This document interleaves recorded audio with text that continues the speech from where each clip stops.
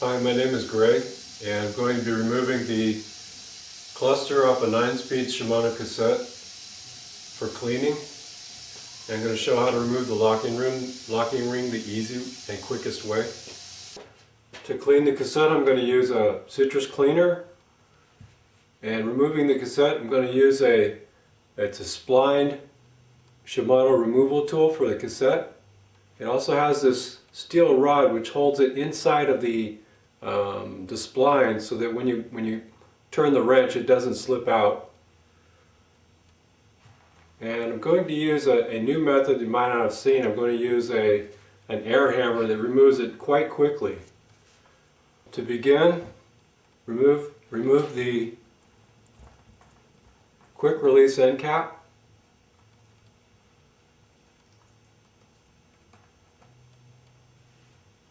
Remove the little spring on the end, if yours has a spring. On mine, I pull out the skewer.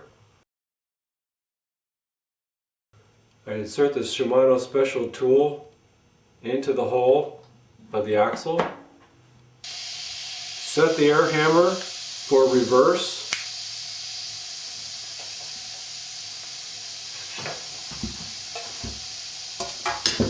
Put on a protective glove. Hold on to the cassette.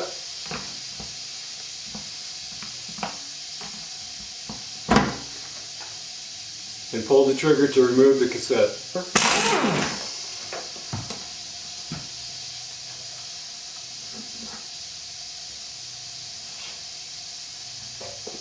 Put the wheel aside.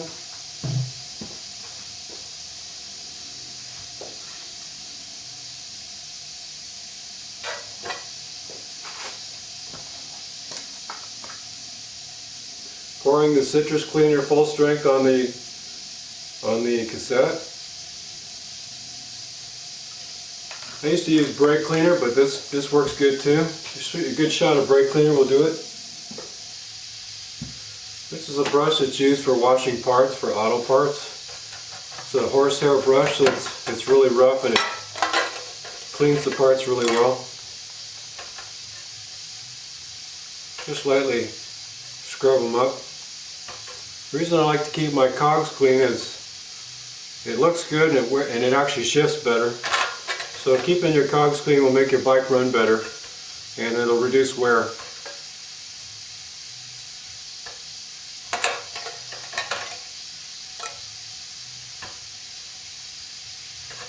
A toothbrush will do the same thing. Toothbrush works just as good.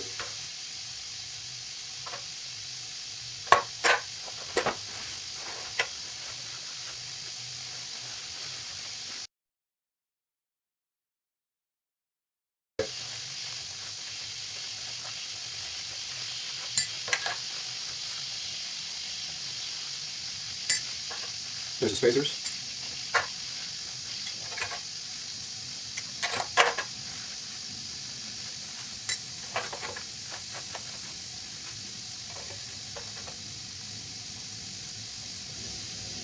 When you get down to the gear cluster, if it's put together with small bolts or if it's riveted, brake cleaner will clean it up pretty good. After you get it cleaned off and dried off, it looks a lot better and it'll shift better and it'll get better wear. I used brake cleaner to get it really clean because the citrus cleaner wasn't busting through the crud, so I used brake cleaner. You can buy brake cleaner for $2 at Kragen's.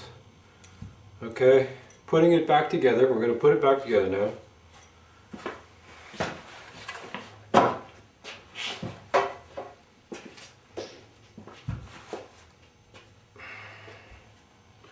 Reinstallation is pretty easy.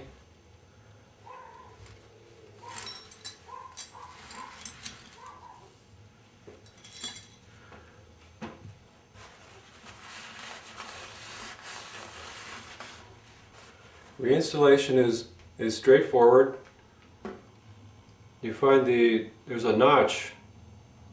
This large notch here indexes to the large notch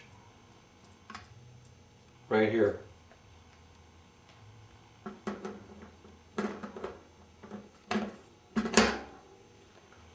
and you put a spacer that is not indexed, you just put it on. Then you find your largest ring, and usually you'll see these the numbers face outward, so you know which one it is. You put your largest one on, facing outward, and you put a spacer.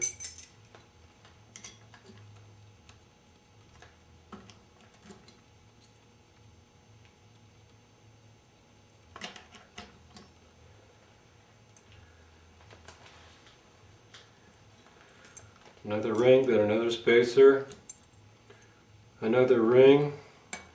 The numbers face outward. There's the number. They face outward.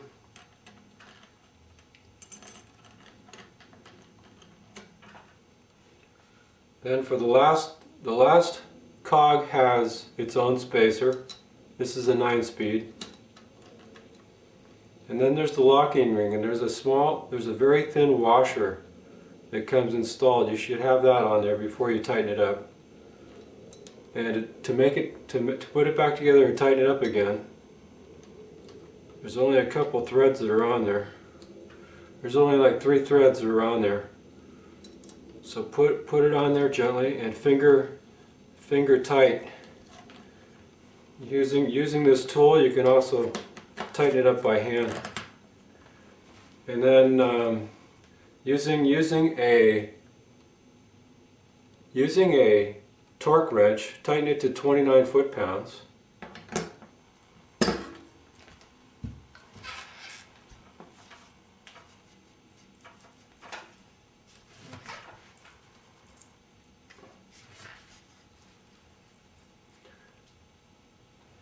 And you're done. Replace the skewer.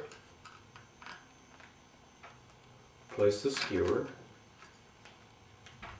Put the spring back on. And the end cap for the quick release.